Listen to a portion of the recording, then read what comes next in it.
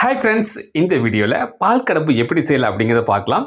Video ஃபுல்லாக பாருங்கள், skip பண்ணிடாதீங்க. வாங்க இப்போ வீடியோக்குள்ளே பார்க்கலாம். பால் பவுடர் தேவையான அளவு நீங்கள் எடுத்து வச்சுக்கோங்க. ஒரு கேஸ் ஆன் பண்ணி அது பாலில் தேவையான அளவு வச்சு அதை நீங்கள் நல்லா காய்ச்சி வச்சுக்கோங்க. இப்போ ரெண்டையுமே ஒன்றா மிக்ஸ் பண்ணி ஆட் பண்ணிக்கோங்க. ரெண்டையுமே மிக்ஸ் பண்ணி நல்லா கலக்கிட்டு வாங்க. அகர் அகர் என்று சொல் பிடிக்கிற இந்த கடற்பாசியை நீங்கள் தேவையான அளவு ஆட் பண்ணிக்கோங்க. ரொம்ப ஆட் பண்ண வேண்டாம், தேவையான அளவு நம்ம ஆட் பண்ணால் போதும். இப்போ ஸ்டவ்வை சிம்பிளில் வச்சு நல்லா கிண்டிட்டு வாங்க. இப்போ மணத்துக்காக நம்ம ஏலக்காய் ஆட் பண்ணிக்கிட்டோம். கூடவே தேவையான அளவு ஜீனி நம்ம ஆட் பண்ணிக்கலாம். ஆட் பண்ணி சிம்பிளில் வச்சு நல்லா மிக்ஸ் பண்ணிவிட்டு கலக்கி விட்டுட்டே வாங்க.